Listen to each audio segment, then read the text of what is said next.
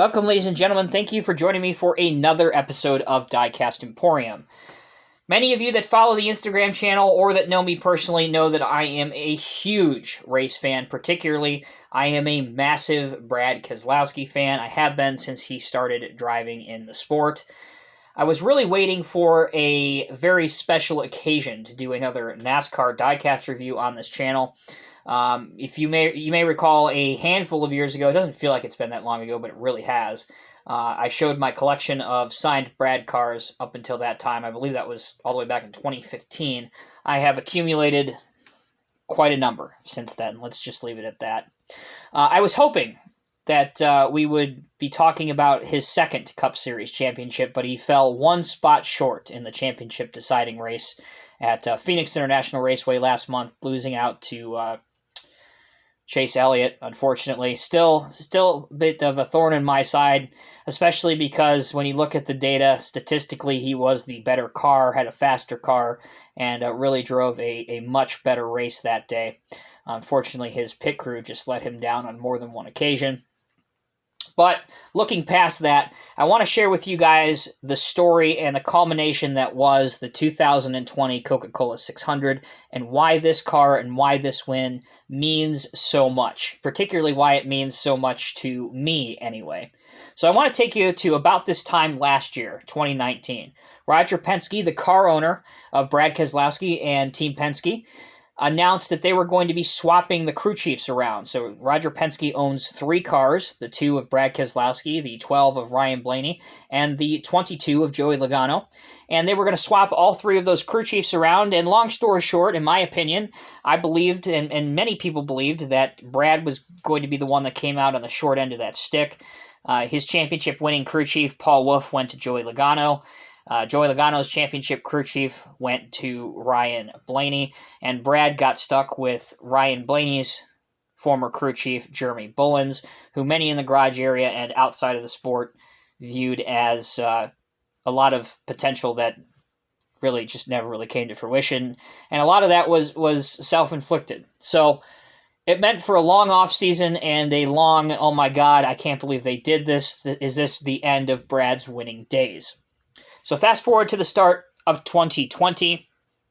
Brad had a lot of fast cars in the first handful of the races, but as I anticipated, the execution was horrid. They could never put a full race together, and thus he was never in victory lane.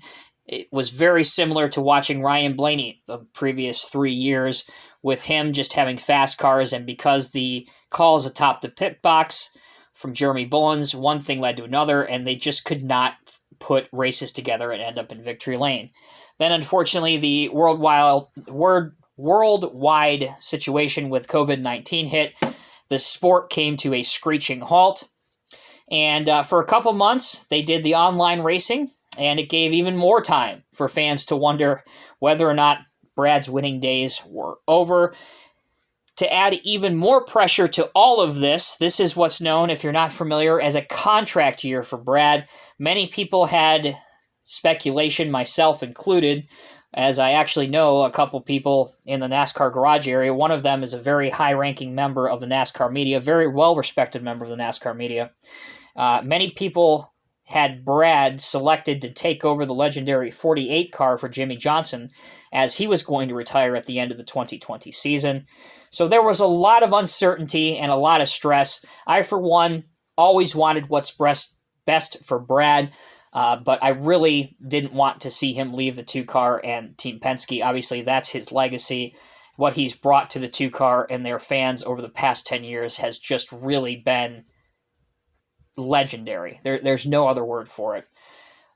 So let's get to the Coca-Cola 600, which was, I believe, the second or third race once NASCAR made its return back after the COVID-19 break. Brad did not have the best car this day.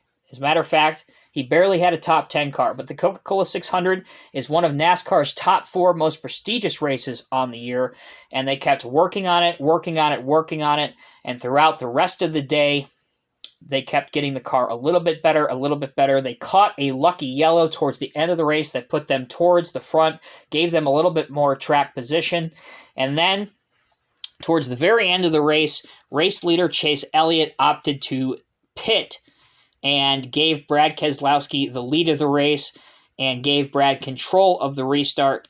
And over the final 2 laps, Brad put on a driving clinic on how to hold off much faster cars on much better tires, and he would take the Miller Lite Ford to victory lane for the final time.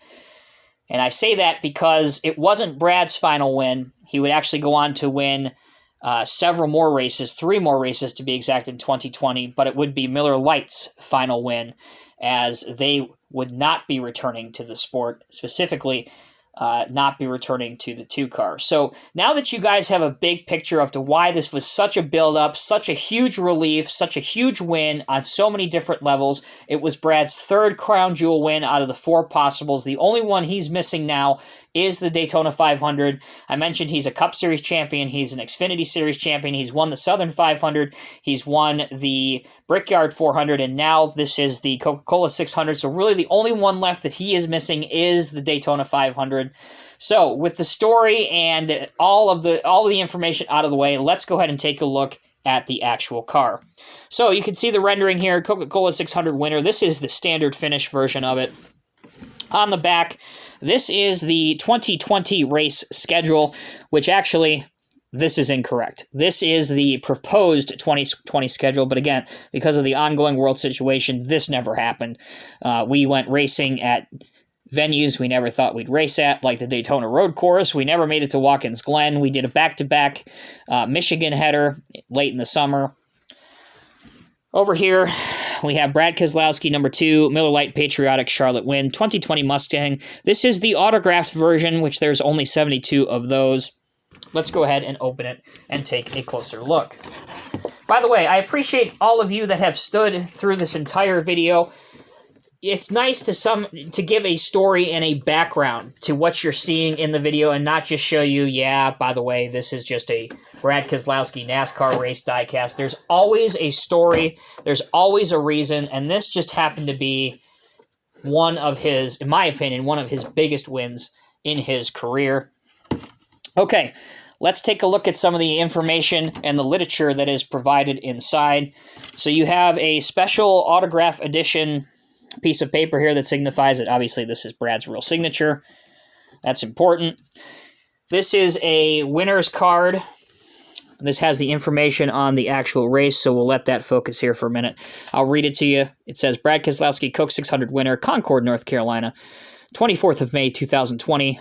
Again, I mentioned this is the longest race on the NASCAR calendar, so it was over 4 hours. 4 hours, 29 minutes, 55 seconds to be exact. Brad started in the 9th position, and because the race went into overtime, it was 405 laps, 607.5 miles. There were 8 cautions for 52 laps. Brad would end up leading 21 total laps, and the margin of victory after over 4.5 hours of racing came down to just under 0.3 of a second. On the back, Keselowski snags first win in Crown Jewel race. Team Penske driver Brad Keselowski may have started in the back of the field, but by the end of the Coca-Cola 600, he was in victory lane. The driver of the number 2 Miller Lite Ford clinched his first career win in one of the most prestigious races in the NASCAR Cup Series after the leader opted for a late race pit stop. I alluded to that when I was going over the story. Keselowski held on to the top spot, grabbing the win in a 2-lap overtime run to the finish. So there's a little bit more information on the race. Here is a copy of the winner sticker. Again, if you are new to NASCAR, if you've never seen this, this is kind of a throwback to the short track days where drivers would get stickers for each of the feature wins. It's the same thing in NASCAR. They actually go next to the driver's name above the window for each win that they accrue throughout the season. Okay, let's get to the car. So all of these cars are mounted on plastic bases, but you can very easily separate them if you want to. They're just attached by Phillips screws, so you can always unscrew them very easily. Usually I like to leave mine on the base. It's just easier to display it that way. So not only is the Coca-Cola 600 a huge race, but it's usually held during or around Memorial Day weekend. So all of the cars carry a fallen service member's name on the windshield. This particular weekend, Brad had, I believe it was Staff Sergeant Rep on the windshield banner. You can see Brad's autograph right here in gold Sharpie, which looks great. I personally like the Race Win diecasts that do not have the confetti all over them. I actually like how they look when they took the checkered flag and not how they look drenched in confetti in Victory Lane. You can see the car, how clean it is, other than obviously the bug splatter and the rubber splatter from 400 miles or 600 miles, 400 laps of racing. Over here you have the associate sponsors, such as NASCAR Heat League, the NASCAR Cup Series, Goodyear, Wabash Trailers, Discount Tire. Coming over here, you have Alliance Truck Parts, Snap-on. The back, you have Worth. I have serial number 00030, so serial number 30. On this side, this is your American Ethanol. This is where they fuel the cars. Again, if you're new to NASCAR, Auto Trader is another associate sponsor of Brad's. Here's the back, looking at the bumper, the TV panel. You can see Miller Lite and 2 over here. All of the Fords in the Cup Series have a Michigan-style Ford license plate. Top of the car has, again, the American flag, number 2. And again, just looking at the side of the car, for this weekend, they carried special Goodyear tires, which carry the Honor and Remember name on it. So an amazing-looking car. A huge, huge win. This was Roger's second win in the Coca-Cola 600. Obviously, Brad's first. The other win came exactly 10 years ago when Kurt Busch won in the 2-car in 2010. So there you have it, collectors. I know it's a little bit different than what we typically review on this channel, but it was such a huge, huge moment for Brad and, again, for all of his fans. And I know it's a day that I will never forget. Kind of another tidbit I want to throw out to you. My college graduation gift, to tell you how much of a huge sports fan I am, particularly a NASCAR and Brad fan. I got to go to Homestead, Miami in 2012 to watch Brad race for the championship against Jimmy Johnson, and that was a race and a championship that he ultimately would win. And I will never forget that day and celebrating in Victory Lane and being with the crew.